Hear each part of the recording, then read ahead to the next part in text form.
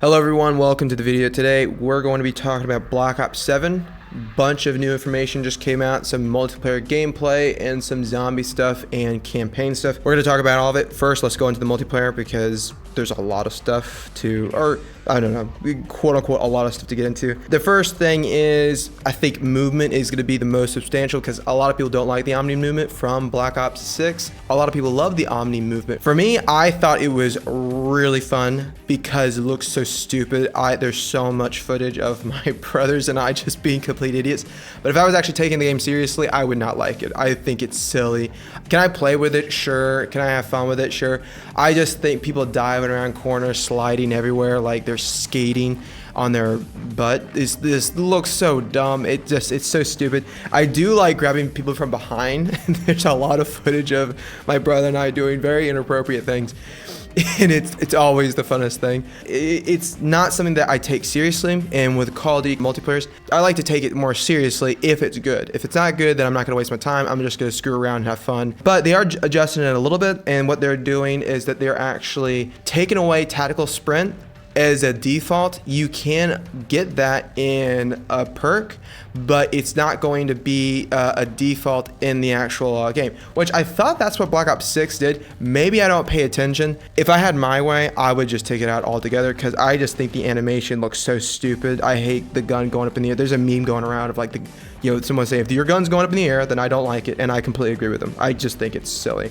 It looks so dumb. Maybe I'm just like focusing on all the wrong things.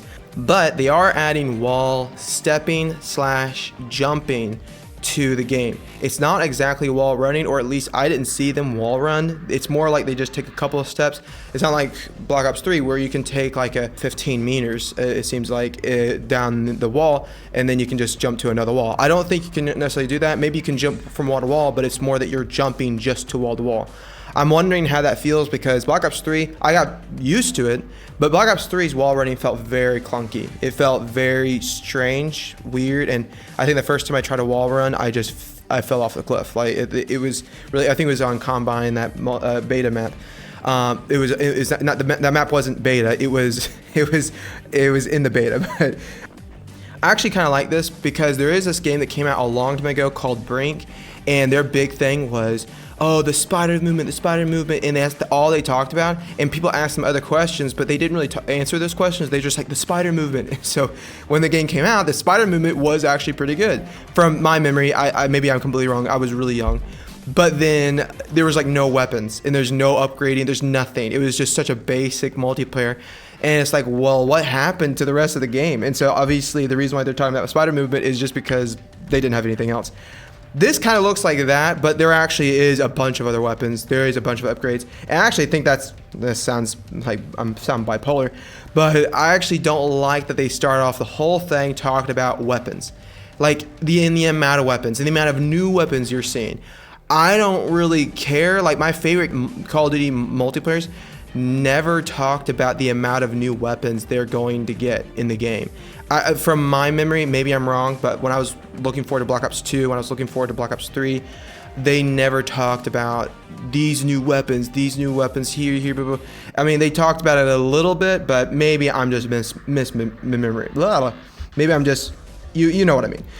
I just think it's a bad omen if they're talking about stuff that you kind of expect. It's like, I expect new weapons. It's like bragging about you never cheated on your partner. It's like, well, that's the bare minimum. It's like good for you. The next thing they talked about was overclock, which piqued my interest. But once I looked into it, I now don't like it. But they did not explain it at all in the video. I had to go online on a website and read about it. But basically how it works is that you're basically, instead of just upgrading your weapon, like you get new attachments and stuff like that, you can upgrade your abilities, you can upgrade your like equipment, you can upgrade your field orders, which maybe I'm confused on what field orders are because last time I heard the term field order was in Call of Duty Ghost.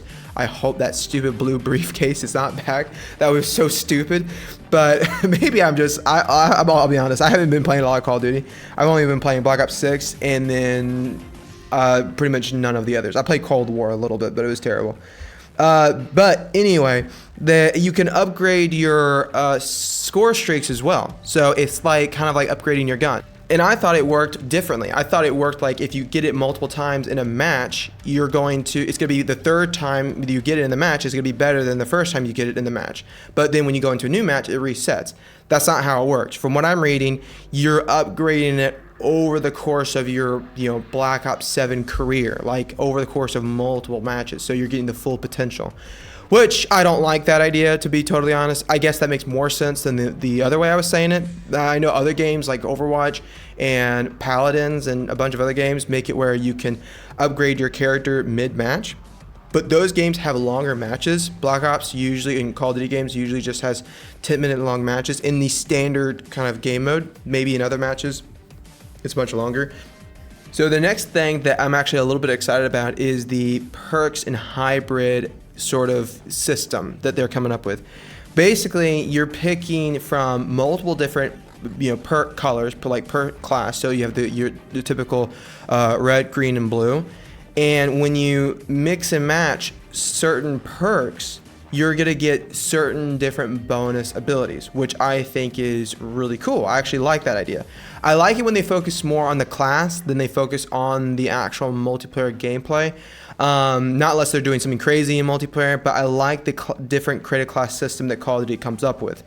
This seems like a really cool idea, and it is from color to color, so you can't mix two of the same colors with one another. So mixing a blue with a red and a green, or whatever the third color is, I forget, then you're going to get a bonus ability. So that's pretty cool. I actually really like that, and I hope that it's not super overpowered. The multiplayer does have 16 multiplayer maps, so that is confirmed. Raid is returning, not the Shadow Legends, but the actual multiplayer map.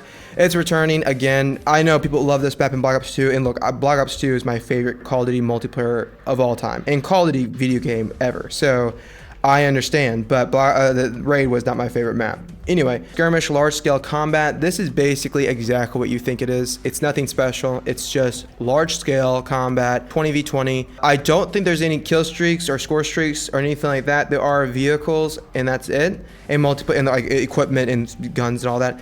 But I don't think it's anything more to it. They do have like parachutes, stuff like that, but nothing like crazy. Nothing that I'm like blown away by. And that's pretty much it on the multiplayer side. I think the multiplayer doesn't look too impressive, to be totally honest. I was surprised on how much they're going into the Black Ops 2 colors and all that, so I do like that. I think that's cool. But I'm not blown away by what it's offering actually. So we'll see how that looks. I don't know if it's actually something that I'm going to be super excited about, but I'll definitely mess around in it for sure with my brothers. But that's pretty much it. I'm not super excited about the multiplayer as of right now. I mean, it doesn't blow me away. I do think they're taking some of the right steps, but I don't feel like there's anyone really in charge of Call of Duty currently, and I don't feel that I'm alone on this. I don't know, like with Black Ops 2 and let's say like Overwatch when it first came out, you really felt like there were people that were listening to feedback for sure, but they were also creating something they really loved. And they had their own perspective, and they often disagreed with fans, and they would say they disagree with fans, and even to the game, sometimes to the game detriment, they would stand their ground, and other times to the game's benefit, they would stand their ground. So I like more of that. I don't feel like they're doing that as much with this game. I feel that they're just like, having the fans and the players be the game developers instead of the developers being the game developers. So I'm not a huge fan of a lot of this, but we will see. I'm sure it's going to be very fun to troll around and mess with, which I definitely will do. So moving on to the campaign, I am a huge fan of the Call of Duty Black Ops 1, 2, and 3 campaign. And the idea of revisiting like the Black Ops 2, Black Ops 3 sort of era of Call of Duty sounded really fun, and it sounded really cool.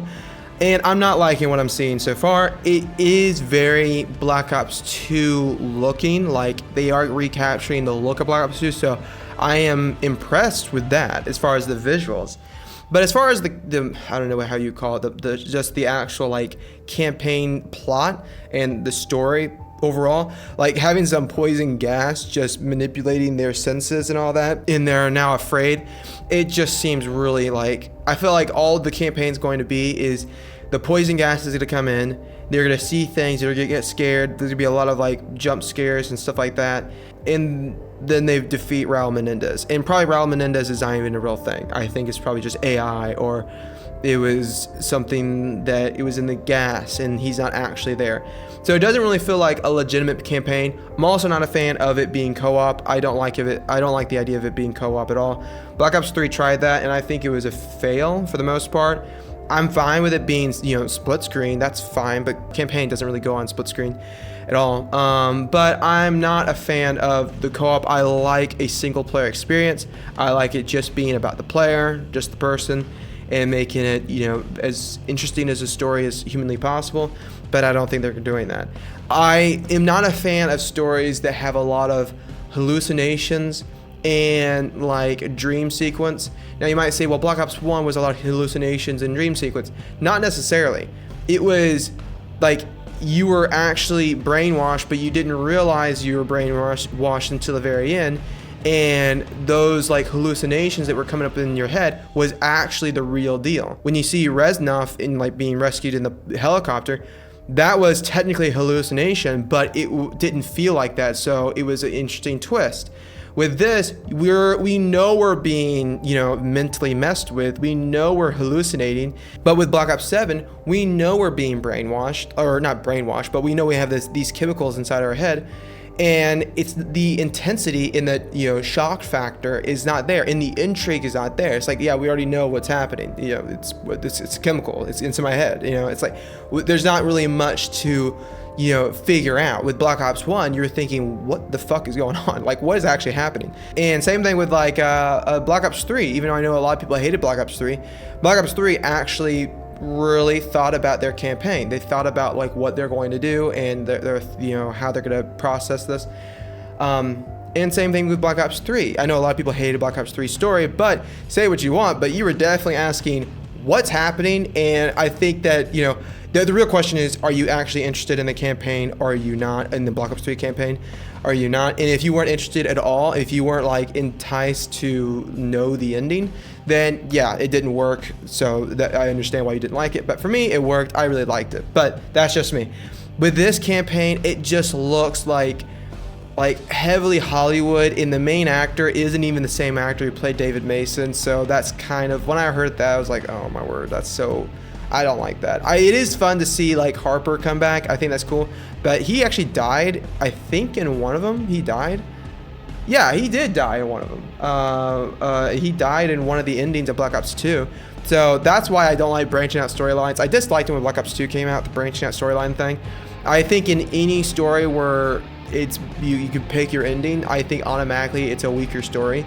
The only story that I like is, ironically, Red Dead Redemption 2, which is, I think, is the best story in video game ever made. And it is technically a branching out storyline, but it's not much of a branch out. You're not really, it's like, it doesn't change fundamentally, and plus everyone picks the right choice. So it's not, they might as well not have had that in there. I think it's kind of silly to have the choice in there, but I mean, good for Rockstar. The next thing they're doing, they're actually making it where your campaign progression counts towards the entire game.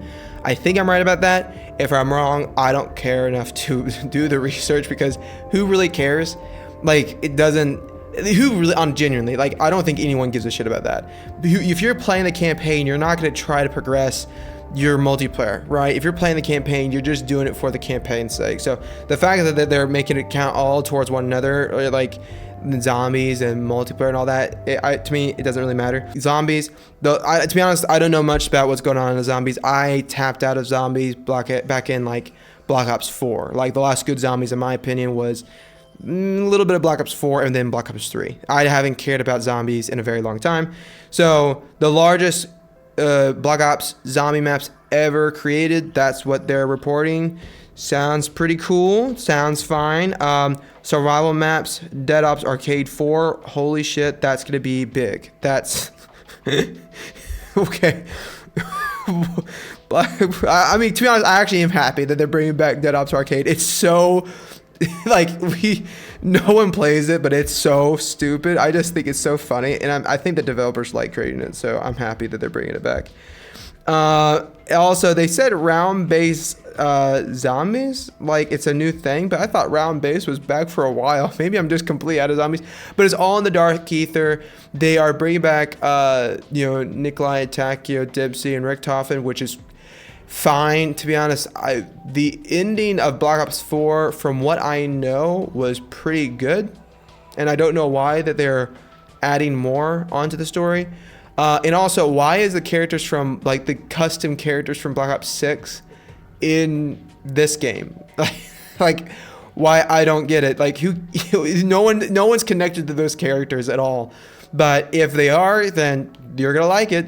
If you're not, I mean, I hope they die immediately. I don't care about these characters from Black Ops 6 and the zombies. But anyway, overall, it's kind of what I expected. I was a little impressed with the amount of, like, the animation looks really good. Like, the animation, all the visuals looks great. Like, I'm not upset with any of the visuals. The animation, the graphics actually look pretty nice. I love the colors. The colors look great. And just to see, you know, Black Ops 2 sort of again is really awesome. They didn't say much about the zombies as far as the actual gameplay. They did show a cutscene that I'll have it playing in the background about now. But it was like the boringest cutscene, and it did not say anything. If you want to know what is going on hunting zombies, then you can watch like a zombie like YouTuber, and they'll tell you. I think some people played it. But in any case, that's pretty much it. Overall, I would say I would give this reveal about it like a 6.5. It was not the worst. It was just okay. You know, it was just okay. So anyway, I hope you enjoyed the video. Let me know what you think down below. If you enjoyed this video, then take a gander around my channel. You might just fall in love with me. Consider subscribing. It's free. I'm trying to get at least 5 subscribers. I upload twice a week. Hirono, out.